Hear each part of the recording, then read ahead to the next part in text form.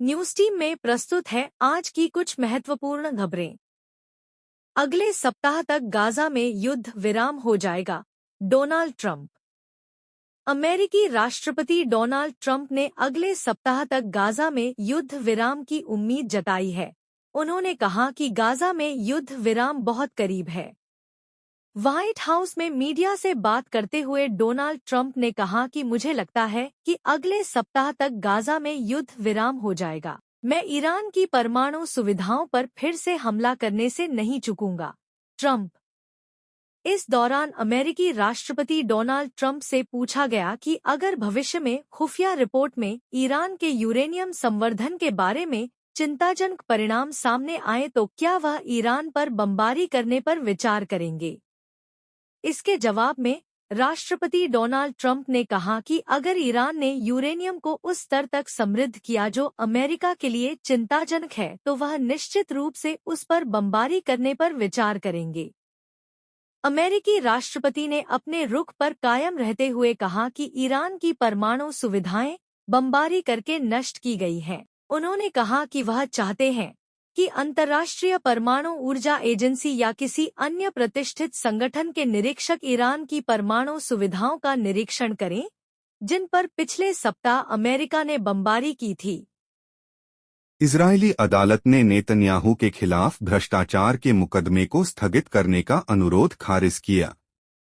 Israeli अदालत ने प्रधानमंत्री नेतन्याहू के खिलाफ भ्रष्टाचार के मुकदमे को स्थगित करने का अनुरोध खारिज कर दिया है। इजरायली प्रधानमंत्री नेतन्याहू के खिलाफ भ्रष्टाचार के मुकदमे की सुनवाई चल रही है। इजरायली अदालत ने कहा कि नेतन्याहू के वकील मुकदमे को स्थगित करने का कोई ठोस औचित्य पेश नहीं कर सके।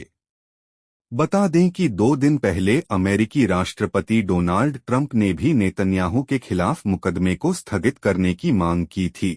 इजरायली प्रधानमंत्री पर भ्रष्टाचार के गंभीर आरोप, ट्रंप का बचाव सामने आया। डोनाल्ड ट्रंप ने कहा था कि यह पहली बार है कि किसी मौजूदा इजरायली प्रधानमंत्री पर मुकदमा चलाया जा रहा है। मुझे यह सुनकर आश्चर्य हुआ कि इजरायली प्रधानमंत्री पर मुकदमा चलाया जा रहा है। अमेरिकी राष्ट्रपति ने कहा कि नेतन्याहू और मैं ईरान जैसे दुश्मन से लड़ने के सबसे कठिन क्षण से गुजरे हैं। नेतन्याहू के मुकदमे की प्रक्रिया को तुरंत रद्द किया जाना चाहिए, उन्हें माफ किया जाना चाहिए। आमिर खान की फिल्म सितारे ज़मीन पर ने 8 दिनों में 94.95 करोड़ रुपए कमाए हैं। बॉलीवुड सुपरस्टार आमिर खान की स्पोर्ट्स कॉमेडी ड्रामा फिल्म सितारे ज़मीन पर ने अपनी रिलीज के 8वें दिन तक सिनेमाघरों में अच्छा कारोबार किया है और 94.95 करोड़ रुपए कमाए हैं। गौरतलब है कि उन्होंने फिल्म की रिलीज के लिए एक अपरंपरागत तरीका अपनाया, जिसके चलते यह नतीजा सामने आया। उन्होंने फिल्म को विशेष रूप से सिनेमाघरों में रिलीज किया, जबकि इसे ओटीटी पर रिलीज करने की कोई योजना नहीं है, जिसके चलते फिल्म ने बॉक्स ऑफिस पर अच्छा कारोबार किया और अब यह 100 करोड़ का लक्ष्य पार करने के करीब है। इस फिल्म में आमिर खान ने आरुष दत्ता, गोपी कृष्ण वर्मा, संवित देसाई, वेदांत शर्मा, आयुष भंसाली, आशीष पेंडसे, ऋषि शाहनी, ऋषभ जैन, नमन मिश्रा और सिमरन मंगेशकर समेत 10 कलाकारों को पेश किया है।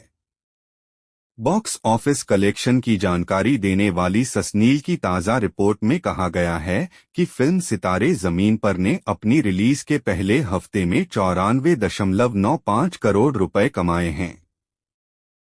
उम्मीद है कि फिल्म भारत में बॉक्स ऑफिस पर अपने दूसरे वीकेंड के अंत तक 100 करोड़ रुपए का आंकड़ा पार कर जाएगी।